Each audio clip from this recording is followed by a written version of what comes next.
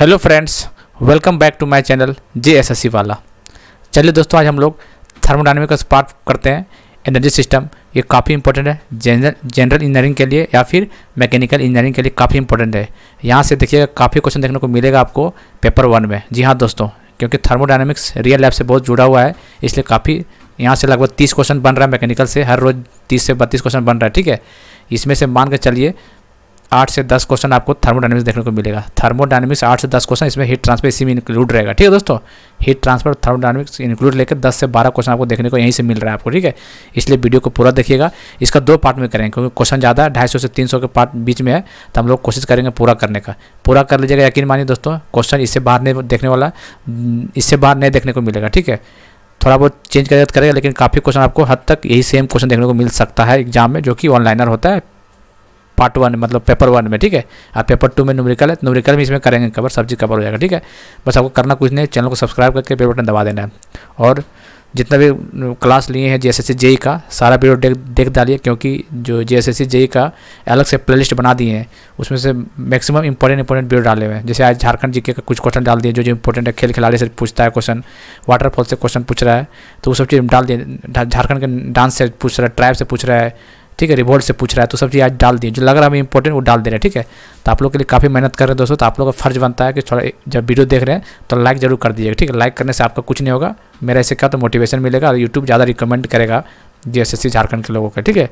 इसीलिए बोलते हैं लाइक कर दिए, बाकी इसमें मेरा कोई फ़ायदा नहीं है दोस्तों, ठीक है। चलिए, और यदि PDF वगैरह चाहिए तो हमारे टेलीग्राम JSSC वाला टेलीग्राम पे जुड़िए, या फिर लिंक डिस्क्रिप्शन में दे देंगे, ठीक है।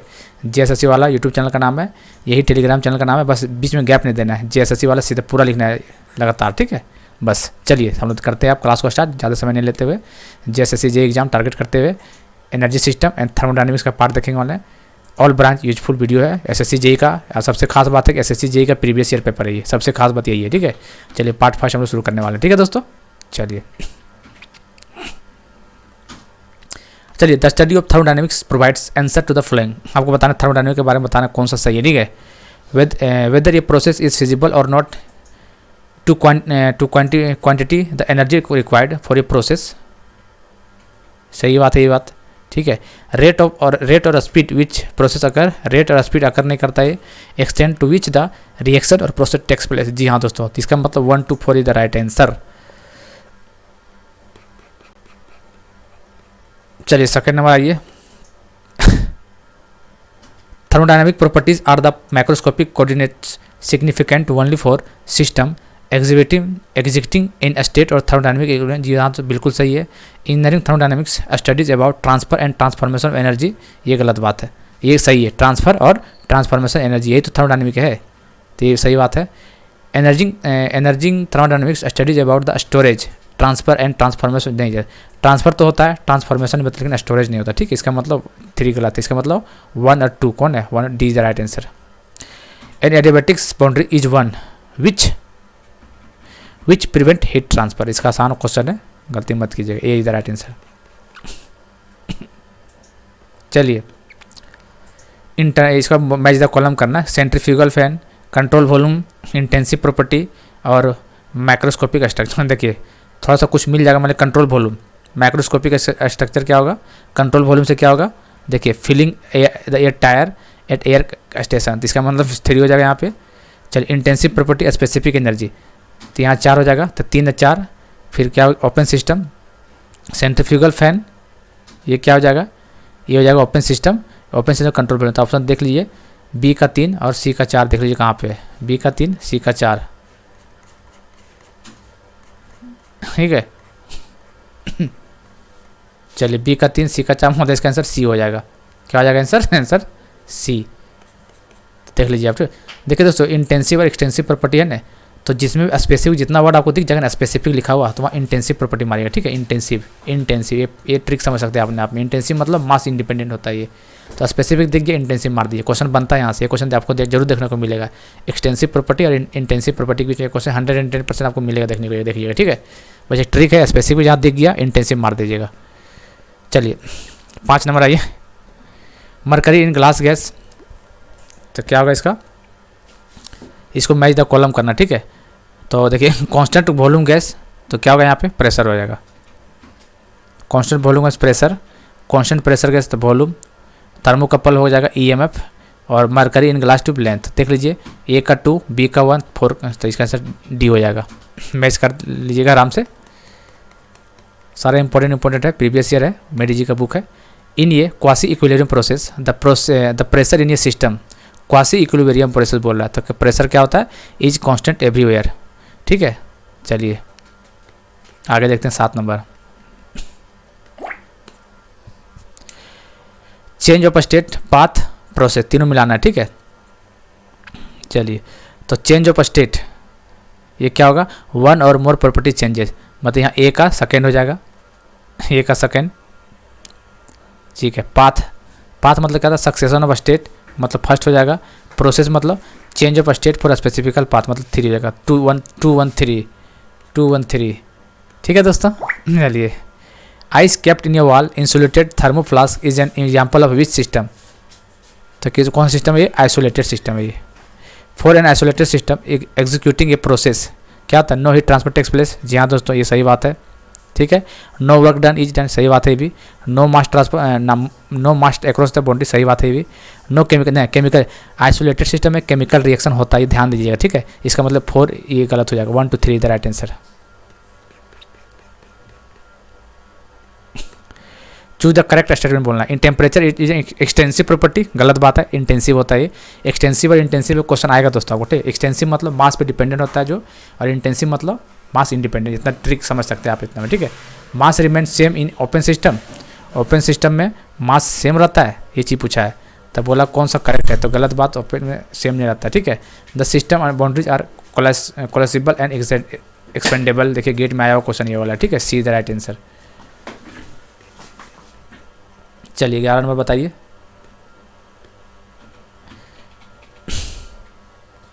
चलिए, interchange of matter is not possible in ये यहाँ पे क्लोज सिस्टम, मतलब 3 हो जाएगा इसका। फिर देखते हैं interchange of matter is possible, possible किस में है, तो पॉसिबल किस में है, ओपन सिस्टम में पॉसिबल, इसका मतलब 1 हो जाएगा। ऐसे ऐसे मैच होता था, कॉलम कर सकते हैं आप लोग, ठीक है। तो 3 और 1 कहाँ पे, इसका मतलब D is the right answer. 11 का डी को मिला ले बाकी, ठीक है। चलिए, which of the following represent open thermodynamic system, open thermodynamic system, centrifugal firm, बहुत बढ़िया एग्जाम्पल है। चलिए आगे देखते हैं। ये thermodynamic system is considered to be isolated one if, कब आइसोलेटेड होता है, if energy transfer and mass transfer are 0।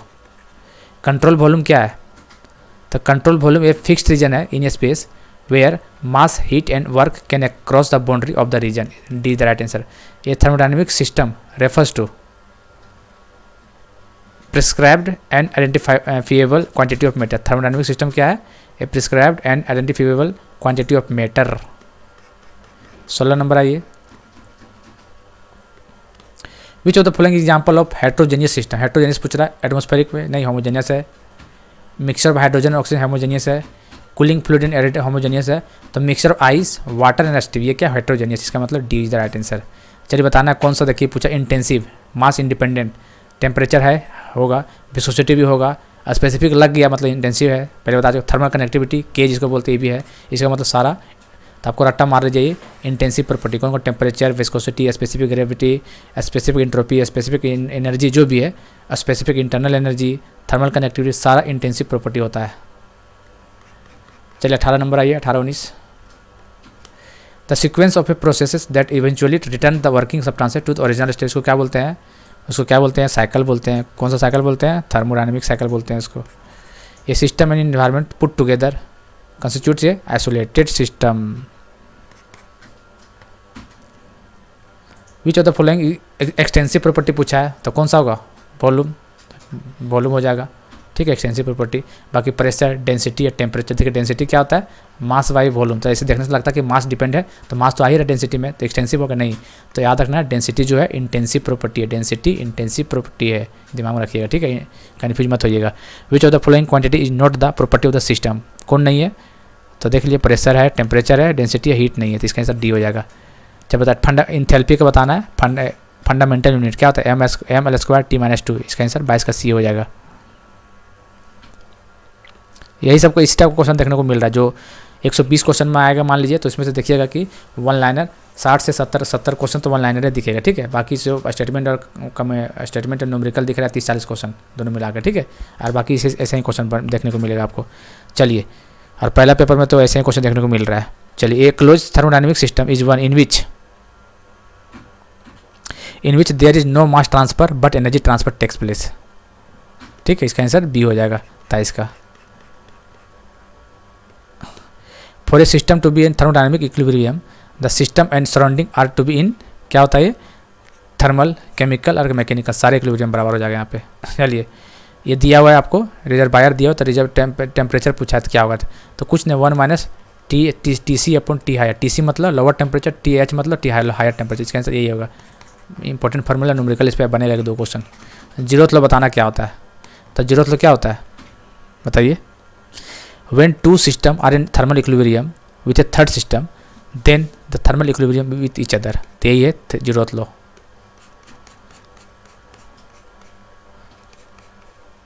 चलिए 27 number, the Kelvin temperature of a system can be measured, किस में मेजर किया जाता है केल्विन टेम्परेचर, तो किसमें, कांस्टेंट वॉल्यूम गैस, किसमें होता है, कांस्टेंट वॉल्यूम गैस थर्मोमीटर में। अब इसको मैच द कॉलम करना है इसको। चलिए कीजिए match the column.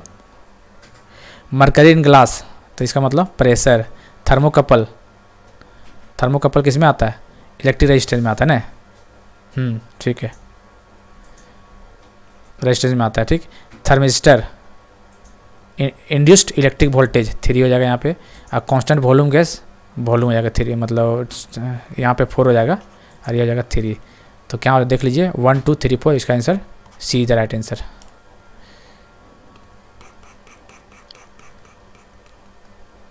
Zeroth law, zeroth law of thermodynamics क्या बताता है, टेम्परेचर, ठीक है, टेम्परेचर के बारे में बात करता है। The standard fix point of thermometer is called, इसको बोलते हैं triple point of water. 273 point कितना होता है, 273.16 केल्विन होता है, ठीक, ध्यान दीजिएगा इसको, IES एग्जाम में आया हुआ एक क्वेश्चन है। 2 blocks are which are in different state brought in contact with each other and allowed to reach a final state of the thermal equilibrium, the temperature is specified by the, कौन सा लो बताना है आपको,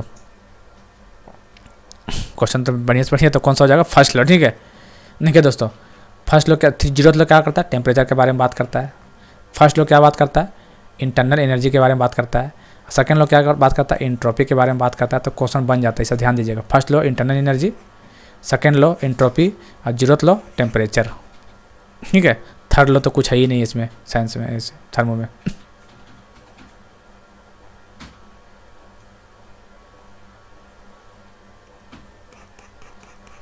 चलिए 32 number आइए, numerical है।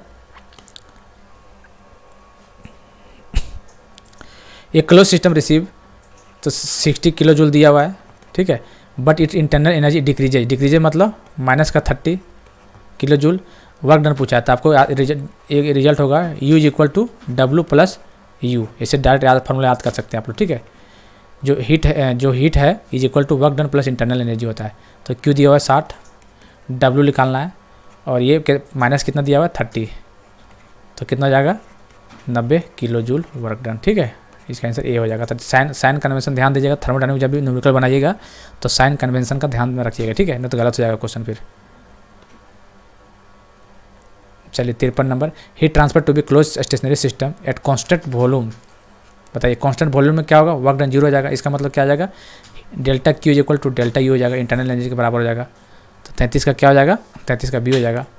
Constant volume मतलब work done 0 हो जाएगा, इसका मतलब देखिए Q is equal to W plus U, तो ये 0 हो जाएगा, तो U is equal to internal energy बचेगा, U इंटरनल एनर्जी है। Which among the following is not a boundary phenomena, कौन नहीं boundary phenomena, work, heat, mass transfer, change in temperature, इसका आंसर डी हो जाएगा। टेम्परेचर पॉइंट फंक्शन होता है ये। Work done is 0 for the following process, किस में होता है, constant volume, free expansion, throttling, काफ़ी इंपॉर्टेंट है, ट्रिक स्टार मार्क कीजिए। 35 का डी हो जाएगा। इन फ्री एक्सपेंशन में क्या होता है, वर्क नेट 0 होता है, Q 0 होता है, change in D you all of this, इसका आंसर डी हो जाएगा। विच of the flowing thermodynamics process approximately the steaming of food in ये प्रेशर कुकर, तो कौन सा होगा प्रेशर कुकर में, बताइए। आइसोकोरिक में क्या होता है, वॉल्यूम कांस्टेंट होता है, वी कांस्टेंट। आइसोबैरिक में क्या होता है, प्रेशर कांस्टेंट होता है। तो ये सब ध्यान में दीजिएगा। आइसोथर्मल में क्या आता है, टेम्परेचर कांस्टेंट, ठीक है। The cyclic integral del Q minus del W for a process is 0। चलिए 39 नंबर आइए। Thermodynamic work is the product of, क्या होता है, intensive property and the change in extensive property. इसका आंसर सी हो जाएगा। ध्यान दीजिएगा, थोड़ा अच्छा क्वेश्चन है ये। 39 number, intensive property and change in extensive property. The expression of work done during a process PdV is applicable for, किसके लिए है, reversible, irreversible, polytropic, any of the process. तो याद रखिएगा ये है रिवर्सिबल प्रोसेस का है, ठीक है। PdV reversible process only. 40 number आइए। बताना है कि कौन सा सही है इसके लिए, ठीक है। Del Q equal to del D जो डेल डब्ल्यू, तो ये क्या एनी प्रोसेस के लिए हो सकता है, ये रिवर्सिबल के लिए हो सकता है और इरिवर्सिबल दोनों के लिए, ठीक है। एनी प्रोसेस, रिवर्सिबल, इरिवर्सिबल सभी के लिए होता है। तो इसका आंसर बी हो जाएगा।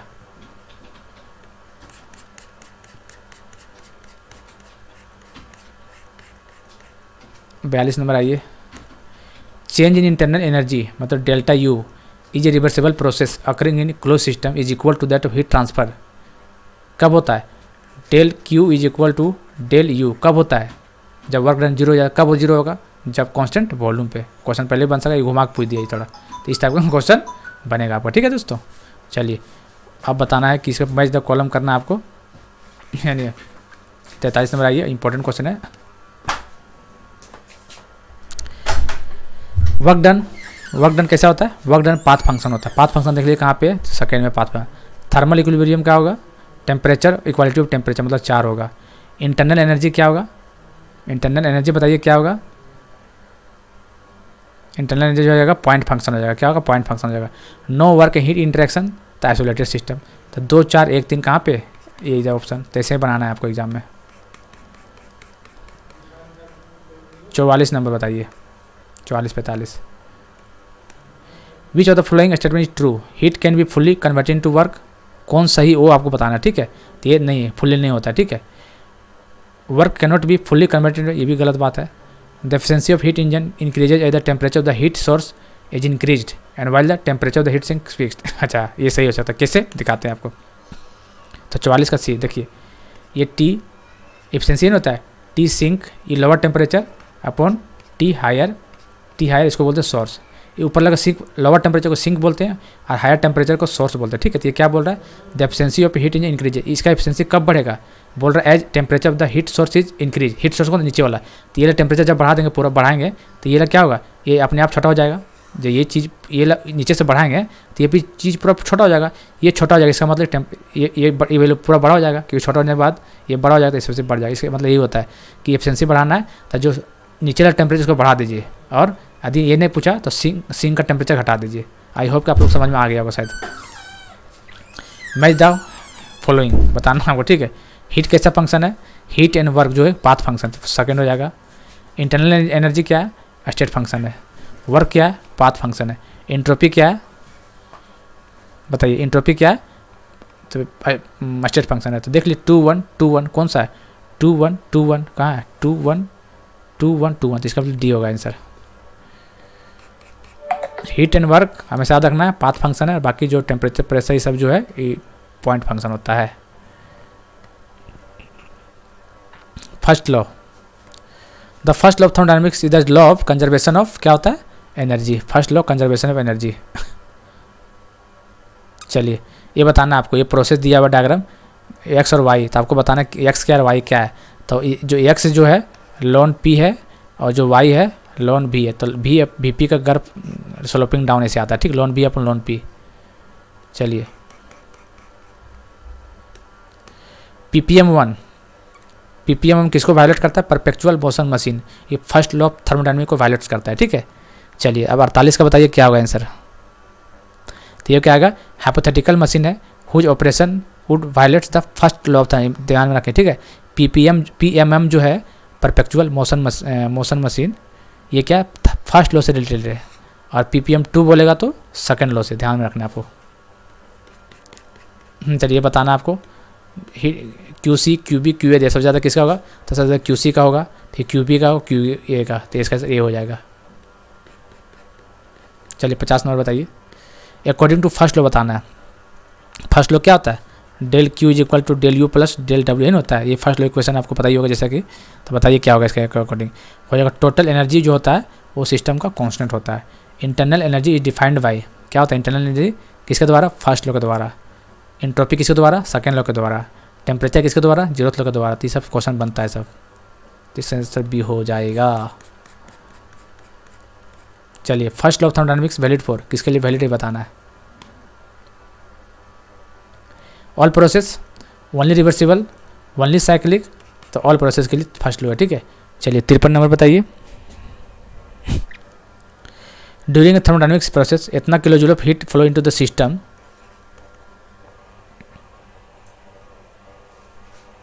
चलिए कितना दिया? 84 किलो जूल हीट है, ठीक है। The work done by the system, by the system मतलब क्यों जाएगा? क्या 32 दिया हुआ, क्या है इंटरनल, क्या है वर्क डन, डब्ल्यू हो जाएगा 32, है ना। तो इंटरनल एनर्जी बताना कितना होगा, तो Q is equal to U plus W, ठीक है। ये कितना दिया हुआ? 84, यू निकालना है, ये कितना दिया हुआ? 32 प्लस, ठीक है। इधर जाएगा तो माइनस आएगा, कितना बचेगा यहाँ पे? 52 बचेगा ना, तो 52 बचेगा। तो ऐसे बनाना है आपको, और कुछ नहीं। फर्स्ट लॉ का फार्मूला आपको याद रखना ही पड़ेगा दोस्तों, तो गलत हो जाएगा नहीं तो फिर। For the two paths figure, one reversible एक इरिवर्सिबल है, तब बताने इसके बारे में क्या है। देखो रिवर्सिबल इरिवर्सिबल में तो वर्क तो बराबर होगा नहीं, ठीक है, वर्क अलग अलग होता है। वर्क जहाँ जहाँ काट दो, ये हो ही नहीं सकता है, ये भी नहीं हो सकता है, तो क्यू भी नहीं होता है बराबर, तो क्यू भी नहीं, सिर्फ डेल्टा यू सेम होता है, ठीक है। कोई भी प्रोसेस हो, या तो इंटरनल हो, इरिवर्सिबल या फिर रिवर्सिबल हो, डेल्टा यू सेम होता है। 55 नंबर आइए, बताइए। Neglecting the change in potential kinetic energy the shaft work कितना होता है? VdP, सॉफ्ट वर्क नहीं होता है, VdP सॉफ्ट वर्क, दिमाग में रखिए, PdV मत मारिएगा, ठीक है। ये थर्मोडायनेमिक वर्क है और ये सॉफ्ट वर्क होता है ये। चलिए if steam with throttle, steam को जब थ्रोटल किया जाता है तो क्या होता है? तो enthalpy remain unchanged but the other properties change, ठीक है। थ्रोटल करेंगे तो एंथैल्पी अनचेंज रहेगा, एंथैल्पी कांस्टेंट रहेगा और जितना भी अदर प्रॉपर्टी चेंज हो जाएगा, ठीक है। Compressed air coming out from the punctured air becomes कितना? कूलर या होटर? बताइए। तो ये बिकम कूलर हो जाएगा, ठीक है। कंप्रेस्ड एयर EAC का फेवरेट क्वेश्चन है ये, ठीक है, EAC वाला। कमिंग आउट फ्रॉम ये पंचर्ड फुटबॉल तो बिकम कूलर, तो ध्यान दीजिएगा। चलिए work output from system is an expense of internal energy of non flow process carried out, बताइए। Work output from a system is the expense of internal energy is a non flow process, तो adiabatically हो जाएगा। 59 number बताइए। Assumption बताना आपको steady flow process का, क्या क्या सही होगा इसका, ठीक है। चलिए control volume does not move relative to the coordinate frame, गलत बात है। Control volume moves relative to the coordinate frame, ये सही बात है। The state of mass at each point in the control volume vary with time, नहीं, गलत बात है ये। The state of the mass at each discrete area flow on the control surface do not vary with time, तो इसका सही, इसका मतलब 2 और 4 सही है, इसका मतलब D is the right answer. चलिए according to the first law of thermodynamics delta energy plus delta क्या होता है? Energy of system plus energy of surrounding, क्या होता है ये? तो फर्स्ट लॉ के अकॉर्डिंग तो 0 हो जाता है आपको। केल्विन प्लैंक स्टेटमेंट, 2 स्टेटमेंट आता है, क्लॉसियस स्टेटमेंट और केल्विन प्लैंक स्टेटमेंट। तो केल्विन प्लैंक स्टेटमेंट क्या बोलता है? क्या बोलता है? ये बोलता है energy can not produces work without discharging heat, मतलब कोई एनर्जी है, ठीक है, बॉडी है कोई, तो बिना हीट वर्क लिए हुए हीट प्रोड्यूस नहीं करेगा, ठीक है। कुछ जब इसको एनर्जी मिलेगा तभी अलग एनर्जी दे सकता है, इसका मतलब यही है इसका केल्विन प्लैंक स्टेटमेंट, कि without taking any heat work can not produce, यही बोलना चाह रहा है, ठीक है। ये केल्विन का है। और क्लॉसियस का क्या बोलता है? क्लॉसियस यही बोलता है कि कोई भी बॉडी लोअर टेम्परेचर से हायर टेम्परेचर नहीं जा सकता अपने आप, यदि उसमें एक्सटर्नल फोर्स लगा देंगे तो चला जाएगा, ठीक है। ये चीज़ बोलता है उसमें क्लॉसियस में, तो थोड़ा ध्यान रखिएगा ये सब। क्लॉसियस देखिए यहाँ पूछ ही दिया क्लॉसियस का, तो क्या होगा क्लॉसियस बताइए। Heat flow from cold surface to hot surface unaided, cold से हॉट, गलत बात है। Heat flows from hot surface to cold surface unaided, ये सही बात है, ठीक है। 2 हीट फ्लोज फ्रॉम क्या है? Heat flows from hot surface मतलब lower temperature to higher temperature unaided, सही बात है ये। Heat can flow from cold surface मतलब हायर कोल्ड सरफेस मतलब lower temperature to higher temperature, सही बात है। With the aid of external, हाँ यही है सब क्लॉसियस स्टेटमेंट यही बोलता है कि कोल्ड मतलब लोअर टेम्परेचर, हॉट मतलब हायर टेम्परेचर, मतलब लोअर से हायर तभी जाएगा जब उसमें एक्सटर्नल वर्क करेंगे तब, इसका मतलब यही बोलता है क्लॉसियस स्टेटमेंट। इसका मतलब 2 और 3 सही है। चलिए, if the heat engine 100% thermal efficiency, it कौन सा किसको वायलेट करता है? तो फर्स्ट लोग करेगा, किसको करेगा? फर्स्ट लोग का डायरेक्शन वही बताता है एफिशिएंसी के बारे में, ठीक है। तो नहीं, फर्स्ट लोग क्या डायरेक्शन बताता है एफिशिएंसी का, सेकंड लॉ ऑफ थर्मोडायनामिक्स जो कि एंट्रोपी से रिलेटेड है, ठीक है। तो if the heat engine attain 100% thermal efficiency it violates second law of thermodynamics. A regulator and heat pump operate between same temperature limit if the COP of the refrigerator दिया हुआ है। तो देखिए COP of heat pump is equal to क्या होता है? COP of refrigerator +1, ये result आपको याद रखना है, ठीक है। पूछेगा क्वेश्चन यहाँ से, तो किसका पूछा? रेफ्रिजरेटर का 4 दे दिया हुआ, ठीक है, और HP का पूछा है, तो 4 + 1 5, इसका मतलब 5 राइट आंसर हो जाएगा। इस तरह बेसिक क्वेश्चन पूछेगा आपको पेपर 1 में।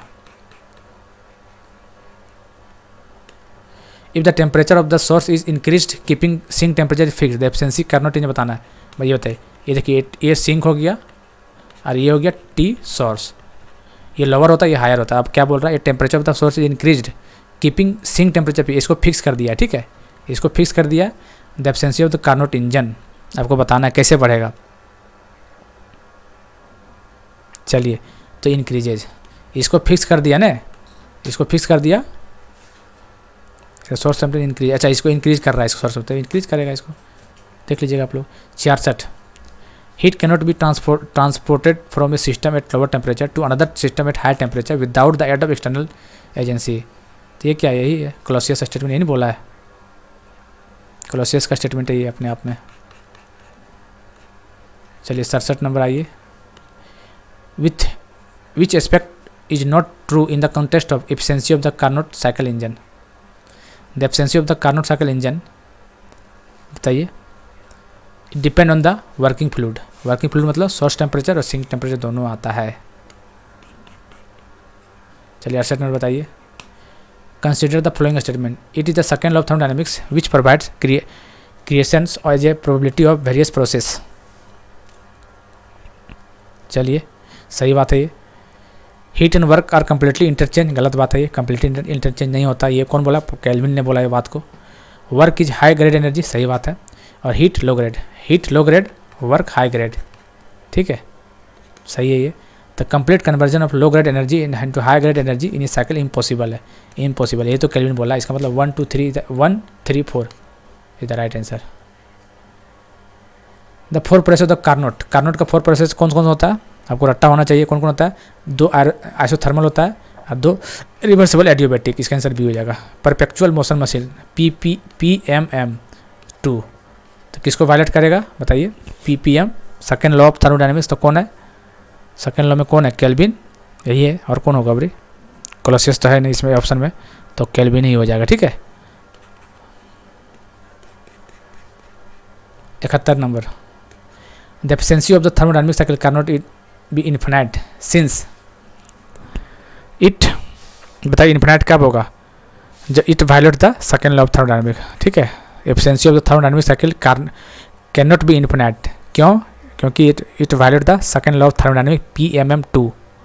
Second law of thermodynamics defines entropy, first law internal energy, zeroth law temperature, Kelvin Planck law deals with conservation of heat and work. यही नहीं बोलता है केल्विन, यही नहीं बोला बिना हीट लिए हुए वर्क प्रोड्यूस नहीं हो सकता है, ठीक है। Heat can not be converted into work, यही चीज़ बोलता है। 73 कड्डी हो जाएगा।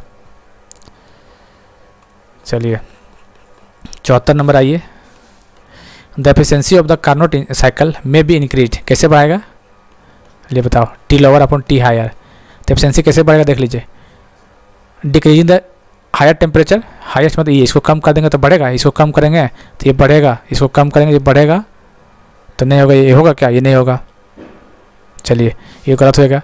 इंक्रीजिंग द हाईएस्ट टेम्परेचर, ये हाईएस्ट टेम्परेचर है, इसको इंक्रीज करेंगे, हाँ इसको बढ़ाएंगे तो ये क्या ऑटोमेटिक ये अपने आप कम हो जाएगा, ये पूरा वैल्यू। जब ये कम हो जाएगा तो अपने आप बड़ा हो जाएगा, इसका मतलब इंक्रीजिंग द हाईएस्ट टेम्परेचर। चलिए बताइए 75 का बताइए। कार्नोट साइकिल रिप्रेजेंट कौन करता है? तो टीएस का डायग्राम जो क्लॉकवाइज होना चाहिए, ठीक है। टीएस का डायग्राम तो देख लीजिए, टीएस डायग्राम यही है, तो क्लॉकवाइज चाहिए, इसका आंसर यही हो जाएगा।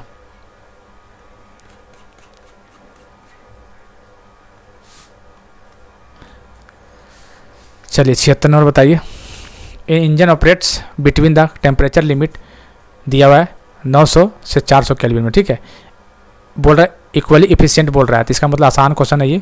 इस टाइप क्वेश्चन पूछा जाए तो अंडर रूट में कर दीजिएगा, दोनों टेम्परेचर गुना कर दीजिएगा, ठीक है।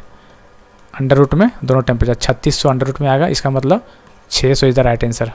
सी A is the right answer. 77 when system is in equilibrium any conceivable change in entropy would be, क्या होगा? Would be 0। चलिए फर्स्ट लॉ बताएगा, first law internal energy, second law entropy, zeroth law क्या होगा बताइए? जीरोथ लॉ होगा temperature, sorry temperature, और third law होगा एब्सोल्यूट जीरो टेम्परेचर, ठीक है। एब्सोल्यूट जीरो टेम्परेचर, ध्यान दीजिएगा, absolute zero temperature third law है, और थर्ड लॉ बोलेगा सिंपल तो टेम्परेचर बोलेगा, zeroth law temperature, second law entropy, और फर्स्ट लॉ इंटरनल एनर्जी। इसको बढ़िया से ध्यान से देख लीजिए, इसको क्वेश्चन बनेगा यहाँ से। Entropy change for a close system depends on, किसमें डिपेंड करता है एंट्रोपी चेंज? तो हीट ट्रांसफर डिपेंड करता है, ठीक है। The value of entropy of 0 kelvin is, entropy of 0 kelvin कितना होता है बताइए? 0। एंट्रोपी 0 होता है। एंट्रोपी क्या होता है? एंट्रोपी होता है रैंडमनेस, क्या होता है? रैंडमनेस, ठीक है। तो 0 केल्विन से रैंडमनेस 0 हो जाएगा, कॉमन सेंस है ये। 81 नंबर है, चूज द करेक्ट स्टेटमेंट बताना।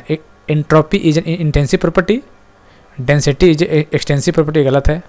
डेंसिटी इज इंटेंसिव, हाँ ये सही है। इसका मतलब ये भी गलत हो सकता है, ये भी गलत हो जाएगा, इसका मतलब B, C the right answer हो जाएगा, ठीक है, C. Which of the following second law of statement incorrect, कौन सा इनकरेक्ट है सेकेंड लॉ को पूछा क्वेश्चन में। इसी तरह बड़ा बड़ा क्वेश्चन आता है एग्जाम में आपको दोस्तों, तो देख लीजिए इसमें से ये, if ice is melted in water is insulated container the net entropy decrease, नहीं डिक्रीज नहीं होगा, ठीक है, इंक्रीज होगा या तो कांस्टेंट रहेगा। The relation of TdS plus DU plus PdV किसके लिए वैलिड होता है? ये वैलिड होता है किसके लिए? ये होता है close system any process, close system हो और एनी प्रोसेस हो, इसके लिए वैलिड है। चलिए 84 नंबर बताइए। In statical thermodynamics entropy is defined, entropy is defined measure irreversibility of system, सही बात है। यूनिवर्सल प्रॉपर्टी नहीं होगा। Degree of randomness, thermodynamic probability of disorderness, मतलब 1, 3, 4, D is the right answer. Energy tends over to gravitate to a lower degree of intensity so long as undergoes no transformation. Which law of thermodynamics is related to this statement? क्या बोल रहा है? Energy tends over to gravitate to lower degree temperature, अच्छा मतलब second law Kelvin वाला है, Clausius वाला। Consider the following statement, irreversible process क्या होता है बताइए? क्या होता है इसमें? क्या होता है? Sum of entropy of all bodies taking part in process always in decrease, once created entropy can not be destroyed, इसका मतलब सी द राइट आंसर। चलिए 87 नंबर आइए। थर्मोडायनेमिक साइकिल के बारे में बताना, इरिवर्सिबल कौन होता है? तो आपको दिमाग में रखना है del Q upon del T जो होता है, Q/T सिंपल याद रखिए, लेस देन इक्वल टू 0 होता है, ठीक है। यदि लेस देन सिर्फ है तो इरिवर्सिबल के लिए, इक्वल टू 0 है तो रिवर्सिबल होता है। इरिवर्सिबल पूछा है मतलब लेस देन 0, इसका मतलब बी हो जाएगा, ठीक है। यही मतलब ये पूछ देता रिवर्सिबल के लिए तो ये वाला हो जाता है, ये ऑप्शन, ठीक है। चलिए 88 नंबर आइए। 88 मैच करना सिंपल, देख लीजिए कैसे। जीरोथ लॉ क्या होता है? कंसेप्ट ऑफ टेम्परेचर, इसका मतलब यहाँ से 4 हो जाएगा। H - TS किसका? गिब्स इक्वेशन है, मतलब 2 हो जाएगा। लेस देन इक्वल टू 0, ये क्या होगा? क्लॉसियस-क्लैपेरॉन इक्वेशन इसी को बोलते हैं, इसका मतलब फर्स्ट हो जाएगा। तो ये बच गया 3, तो 3142 कौन सा हो गया, 3142 D is the right answer. 89 number आइए। Increase in entropy of a system represent, entropy increase कर रहा है, इसका क्या रिप्रेजेंट कर रहा है, ये रिप्रेजेंट कर रहा है कि degradation of energy, entropy increase हो रहा है, इसका मतलब कि डिग्रेडेशन ऑफ एनर्जी हो रहा है।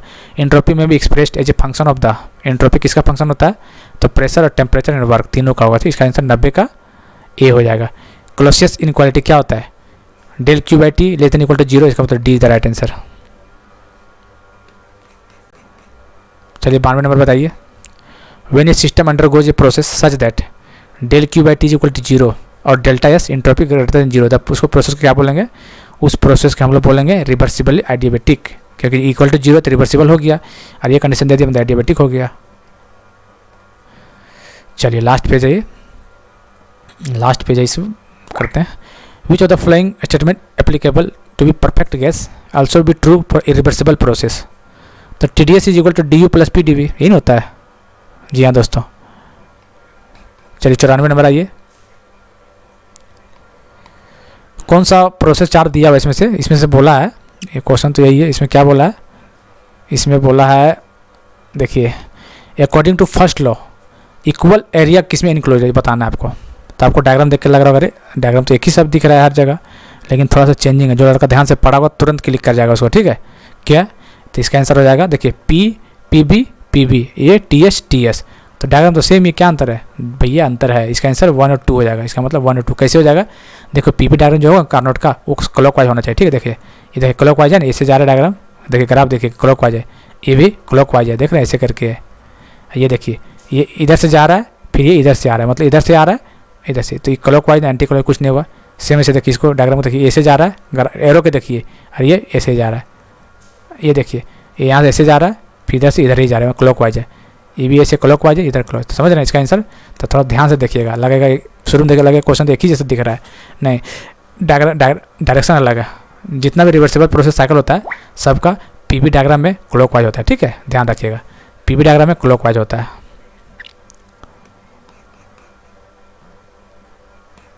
क्या हो गया, अरे यार चल ठीक है।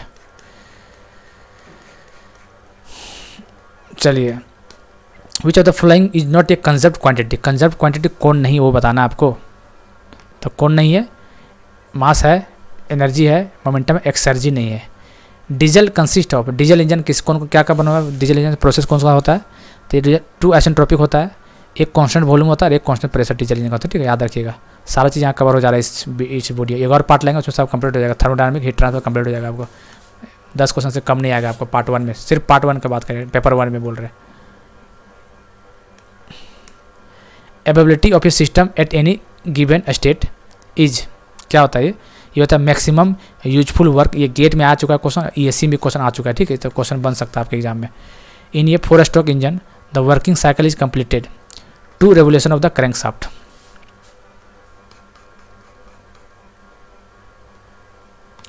विच is not the feature of the petrol engine when compare to the diesel engine, तो कौन सा नहीं है बताइए। तो रिक्वायर लेस मेंटेनेंस, ये सही फीचर नहीं है, ठीक है, लेस मेंटेनेंस नहीं होता, ज़्यादा मेंटेनेंस होता है पेट्रोल इंजन का। इक्विवेलेंस रेशियो क्या होता है, तो एस्टिकोमेट्रिक रेशियो होता है अपन किसका, एयर फ्यूल का अपन एक्चुअल, तो एस्टिकोमेट्रिक ऊपर रहेगा, ठीक है, और नीचे एक्चुअल रहेगा। तो इसमें क्या अंतर है, सी में अंतर यही है, देखिए फ्यूल एयर है, इसमें फ्यूल किया हुआ इसलिए गलत हो गया, इसका अंतर बी हो जाएगा। 102 नंबर आइए। मैकेनिकल एफिशिएंसी क्या होता है, मैकेनिकल एफिशिएंसी यहाँ से क्वेश्चन 100% है, brake power upon indicated power, ठीक है, brake power upon indicated power. Brake power क्या होता है, indicated power minus friction power, यही होता है। इस सभी क्वेश्चन बनेगा, टेंशन मत लीजिए। तो इसका आंसर कौन हो जाएगा, कौन सा हो जाएगा 102 का, तो 102 का जाएगा C, brake power upon indicated power. ये देख के जाएगा क्वेश्चन इंपॉर्टेंट है ये वाला। डिसोसिएशन और टू बी कंसिडर्ड, डिसोसिएशन का मतलब क्या था, टुकड़ा होना, टुकड़ा मतलब डिसइंटीग्रेट, ये सही बात है, ठीक है, डिसइंटीग्रेट सही बात है ये। रिवर्स प्रोसेस ऑफ कंबेशन सही बात है ये भी। हीट एब्जॉर्प्शन प्रोसेस ये भी सही बात है, ऑल ऑफ दिस हो जाएगा। Valve overlap is the period of in which valve overlap क्या होता है इसमें बताइए। तो इसमें क्या होता है वाल्व ओवरलैप में कि बोथ जो होता है इनटेक और एग्जॉस्ट वाल्व ओपन होता है। ध्यान रखें, वाल्व ओवरलैप में क्या होता है intake valve and exhaust valve दोनों खुला होता है, ओपन होता है। ठीक है, तो चलिए दोस्तों हम लोग पार्ट 1 हो गया आज का। पार्ट 1 हो जाएगा, 104 क्वेश्चन है। पार्ट 2 में 110 क्वेश्चन करेंगे, लगभग 220-30 क्वेश्चन कर लेंगे हम लोग का थर्मोडायनामिक कंप्लीट हो जाएगा। यहाँ से काफ़ी क्वेश्चन आपको देखने को मिलेगा।